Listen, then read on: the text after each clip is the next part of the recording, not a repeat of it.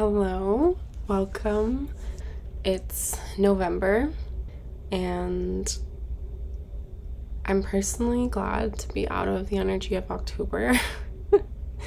I don't know about you, but even though October is one of my favorite months, and I love that time of the year, I love Samhain, I love Halloween. But you know what? We're still in that time of the year. The veil is still thin. Like, November is equally spooky.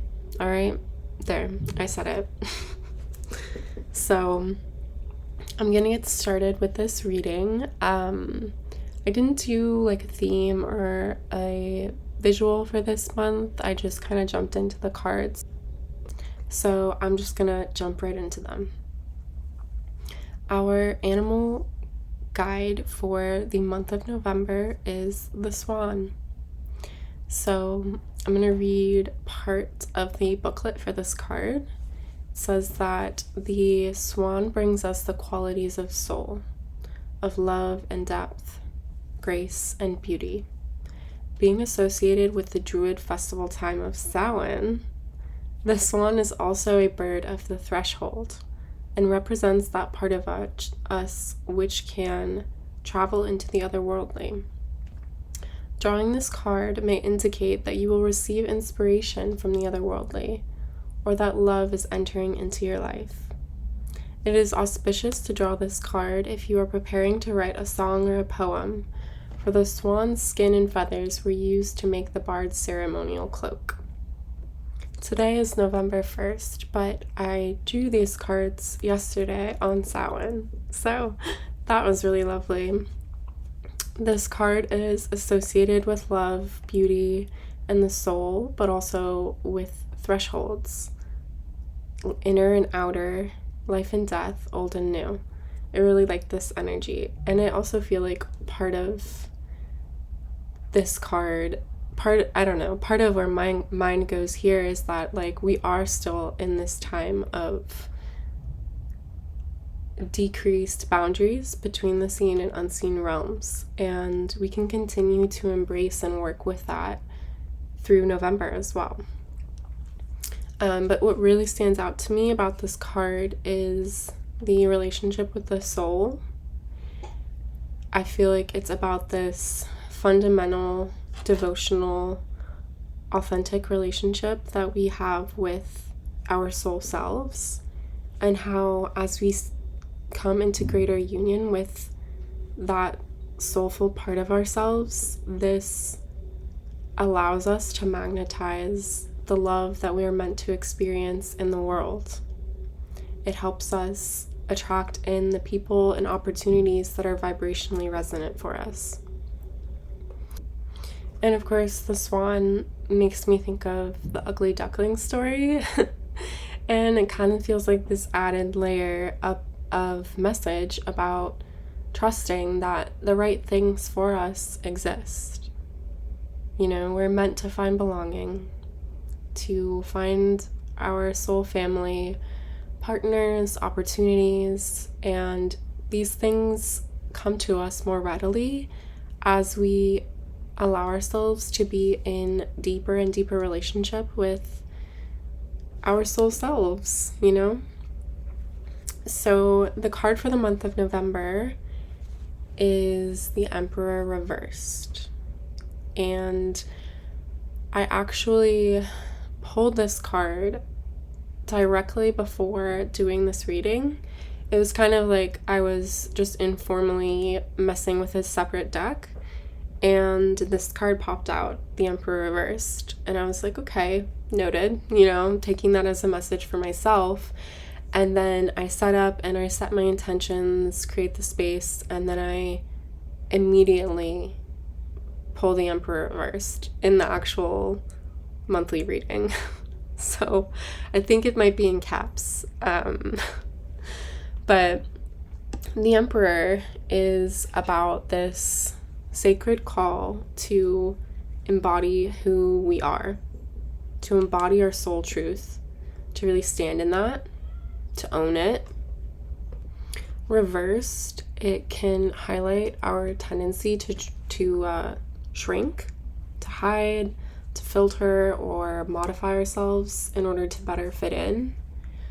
It can bring up a lot of the stuff that we might have around being authentic, especially when we're called upon in some way, by life, to share of ourselves and to really bring ourselves forward to be seen. So this card is about taking up space, and sometimes it really has an edge to it, that feeling of like, well, who am I? Do I have the right? And sometimes this is taking up space in maybe a more public way, and sometimes it's just about expressing ourselves honestly to our partner or a family member, like saying something that maybe feels a little scary to say, saying how we really feel. Lindsay Mack compares this card and the embodiment that it calls us into to that of a mountain, like a redwood, maybe a sprawling old growth yew tree, which, by the way, there's yew tree on the swan card, which I think is lovely. But we wouldn't look at a redwood or a mountain and think that's taking up too much space, right? And we recognize intuitively, viscerally, that these things add to life. Their bigness, their presence, exactly how they are, it's valuable, and we're better off with them here. She also compares this card, this archetype, to a newborn baby, fresh out of the womb, screaming and crying. It's this energy of like, I exist, I'm here. And I really like that part of it too, right? Because it's very like, we can look at a mountain and it's objectively beautiful and majestic, but like there's a more visceral side of this energy too, right? Like a bloody baby, like screaming, But it's like, that's a sacred moment. And we would never look at that child in that moment and think that anything was wrong, It's just there. It's doing what it's doing. That's what babies do when they come out. We want them to scream and cry and breathe. So this is learning to kind of give ourselves that same grace, that same right to exist and to have our feelings, You have a right to be here and you have something to contribute. And that contribution comes from you being yourself fully. Again, with this ugly duckling story, it's this energy of like, you are who you are. And you're who you need to be. And even if it feels scary to stand in that, if it seems like you feel out of place, you don't need to pretend to be a duck when you're not. So we also have the ghost mushroom card, which we had in September, I believe. And the card says shine. So it's a mushroom that glows in the dark. And the card is reversed, so it's kind of just reinforcing the same theme. Like, in what ways are we afraid to step into the light, to shine our light, to share our truth, maybe our gifts? And with the swan card, this ugly duckling theme, the emperor, all of these cards, like, I also can't help but think of that saying, like, how do you expect to belong if you're not being yourself? Even if you're with the right people, if there's areas in ourselves that we're not being honest about, we're not allowing ourselves the opportunity to be seen and to have that feeling of being seen and accepted, we're not going to get there, And this reading is really highlighting our internal resistance to showing up in these ways. And yeah, this ghost mushroom card especially is about connecting with other people. And I mean, the emperor is too. It's about being seen, right? It's relational. We're standing as ourselves in this larger ecosystem.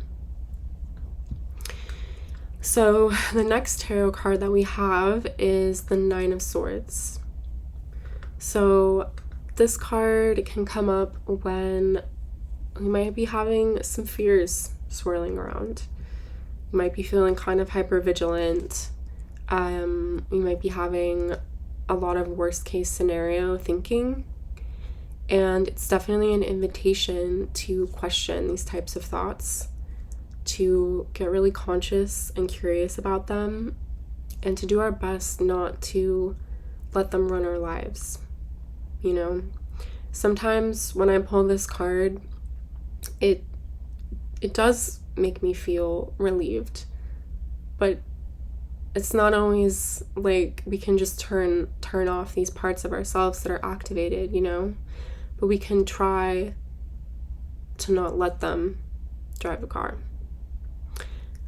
This is the nightmare card, right? So with this metaphor, it's like, it's the nightmare. It's not reality.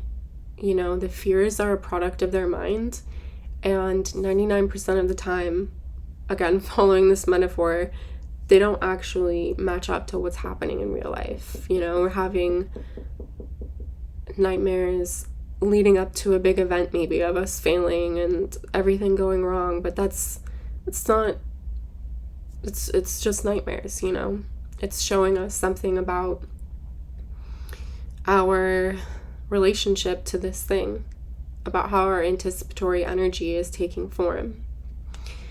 And with this card coming up with the Emperor reversed, you know, and the Shine card, we might really be having some fears around these themes. You know, we might be shoulding ourselves a lot. I should do this, I should have said that, I shouldn't feel this way. We might be really afraid of what people might think. We might be just getting into these deeper layers of, like, the roots of these fears. They might be coming out with a renewed force, you know? But it's going to be important for us to remember that these are feelings, not facts.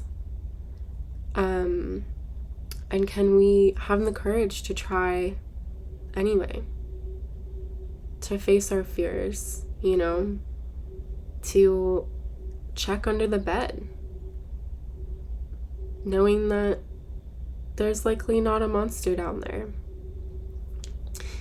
And to be really gentle and honest with ourselves and give ourselves extra care, you know? Extra grace and support if we're needing it. You know, if we're really in this energy. It might be kind of subtle for some of us. It might be more intense. It might be subtle in certain areas, more intense in others, but this card comes up as an encouragement. It's a sacred call to move forward, to stand tall, to speak up, to allow ourselves to be seen, to do the thing anyway, even if it feels scary. So can we ground ourselves also in this sacred call and trust that, and embrace our fears or our discomfort as part of the work, part of the process?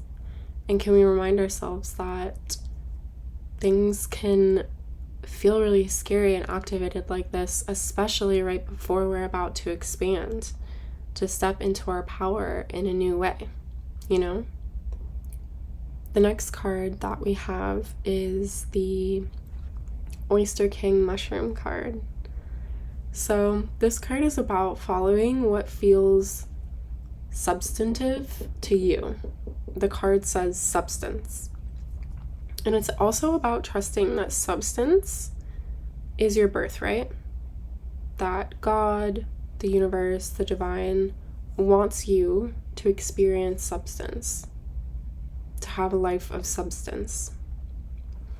And so we are being reminded that this is a good time to let this be a filter as we choose what to engage with, who to spend time with, and honoring that when we do this, when we allow substance to be our metric, we are honoring the divine impulse of life, an impulse that wants to flow through you in the form of authentic connection with substance, right? And that's gonna look different for everybody. So part of this is about trusting the things that you're interested in, the things that light you up, that feel substantial to you, and maybe being open to the fact that they're not a coincidence, that there's something there for you, you know, and following them in maybe a bigger way. And the other part of this is acknowledging that, again, like we talked about in Emperor, just like the mountain inspires awe, or like the baby is inherently precious and valuable, you existing, you being yourself, provides substance to this world. You're substantial. And the things that light you up are connected to this, the value that you bring, you know, this unique substance that is you. They're part of you and your song, your contribution. This card is also about service, right? About providing something of value. And I mean, I would argue that we come into right relationship with service. Again, this is also very Emperor coded, but come into right relationship with service by following and honoring this feeling of substance that's unique to us. And that the more that we allow ourselves to receive substance in our lives, to be with and of substance, the more that we can be of true service to life, to God, to the universe, to the earth, to our fellow beings in all different forms, all different species. You know, and if God, the divine, wants you to have a life of substance, then allowing yourself to follow that nourishment and to receive it can be seen as a form of devotion, right? Of service. One that gives back not only to the people around you, but to life itself. So another element of this substance, kind of transitioning into the next cards, is our joy, right? Like that which makes us feel connected to our inner child, that which makes us feel playful and happy, you know? We have the Four of Wands, Maitake, which is the celebration card, and the Sun card, which the Sun card not being from the tarot, but from the Rose Oracle deck. So these cards are all about joy. They're about play, about honoring the inner child. And the Maitake and Sun cards are also about success. So I do think that part of our purpose, you know, in this collective right now is to anchor in where we're able to these parts of ourselves, right? Like having fun, playing, especially that inner child kind of feeling.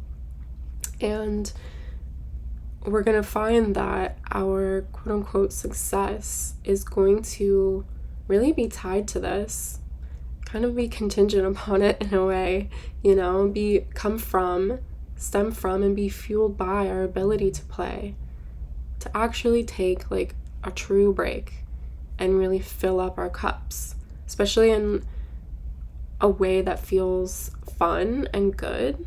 You know, it has this energy, not like a, you know, serious meditation retreat, although if that's your thing, that's fine, but there's definitely an emphasis on like fun and play. So I think that for some of us, this might be a month to kind of adopt or lean closer into an attitude of like play first, then work. And it doesn't have to be, you know, logistically that, but just this mindset switch of like really prioritizing filling yourself up and seeing that this is kind of foundational for your work, right? Seeing how this fuels and inspires your work, how, valuable this really is. And something that's interesting, just a connection that I've experienced with this, I used to have a reminder on my phone that came on every day that said fun first. This was like years ago, and I don't even remember turning it off, but I stopped getting it. And then this past week it came on again, like a few days before I did this reading, and I was like, okay. But again, there's some energy around this theme. And with the celebration card, I'm also feeling an energy of gratitude, and if celebration feels like kind of a intimidating word or it just doesn't feel accessible, maybe we can kind of shift into that feeling of gratitude instead,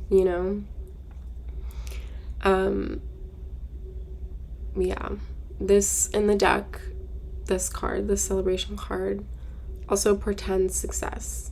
So I'll just drop that here for you all. But in a non-predictive way, regardless of what's going on, we're being invited to drop into what do we have to celebrate, to be grateful for, to enjoy.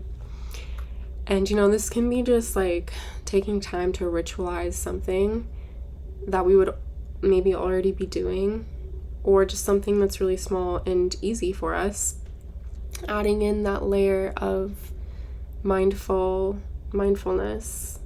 of enjoyment, even if it's just like eating a chocolate bar and taking a bath, And I think that if we take the time to be present and recognize and maybe celebrate the joys in our life, however simple or grand, we're going to find that power and synchronicity and magic flows through us. So I'm currently doing the Artist Way, and Julia Cameron kind of talks about these themes in the book a lot, about following nudges and breadcrumbs and synchronicities, things that we like and that light us up, and a lot of times it can be anything really, but she documents how following these things leads people to really miraculous opportunities, connections, just like complete turnarounds in their lives that are in alignment with like things feeling good, things feeling better, greater creativity, greater success, And it's the stuff that we don't tend to take seriously, that we might be tempted to brush off or say like, I'm too busy, or like what's stuff that might even feel kind of silly, So really good time to follow any like random silly fun ideas that you have. And I'll add here too that the Four of Wands is reversed, so we might have some resistance coming up around this. We might have a hard time feeling like play is okay, or like taking time away from work is okay. But again, this is going to be a month where it's going to be really powerful to just try anyway,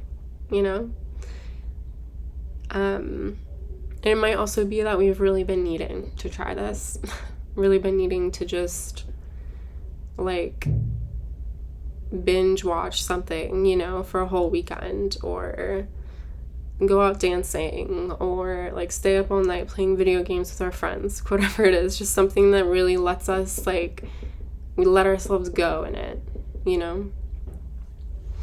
So the next card is the Eight of Wands.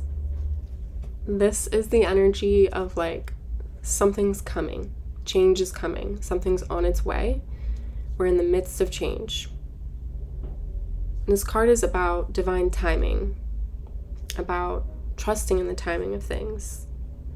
And it's also about the way that we're transformed when we choose to surrender to that timing, you know? There's definitely something interesting here with this card about something coming to us.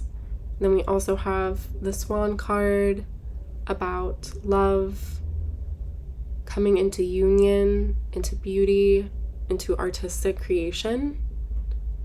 There's definitely something here in this reading about like opening ourselves to receiving and experiencing more of what we have. Sorry, what we love. More of what we love. Also more of what we have, you know? But yeah.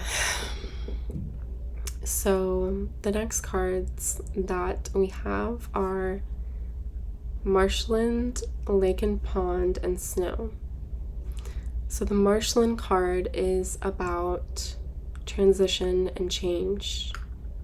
It's about leaning into and embracing change. Again, it's kind of this Eight of Wands energy.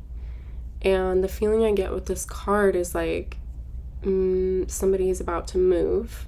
Maybe it's a really big move. And, you know, you might feel called to lean into that energy of change, release, and new beginnings by going through your stuff, you know, getting rid of stuff you don't want to take with you.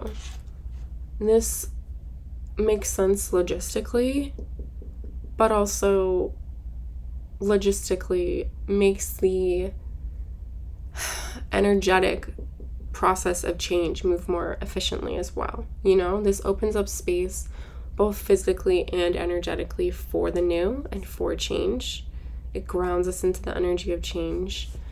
And I'm not saying that we need to get rid of stuff this month, but if we do feel opportunities to lean into and embrace change, especially just the opportunities that arise to us that we are inspired to do, it's going to be really good to follow up on these. And again, it could also be like taking a new class, you know, like following those creative nudges. Whatever it is, it's going to be really good to consciously anchor ourselves into the energy of change. And the next card we have is Spirit is About. So we had this card in September. It's a really beautiful card. This card is about connection to the other side, about trusting that we're supported, and about opening to magic and mystery. There's a real like yin energy to this card. Kind of get the feeling of like you're floating in a really peaceful pond. Everything is still and quiet.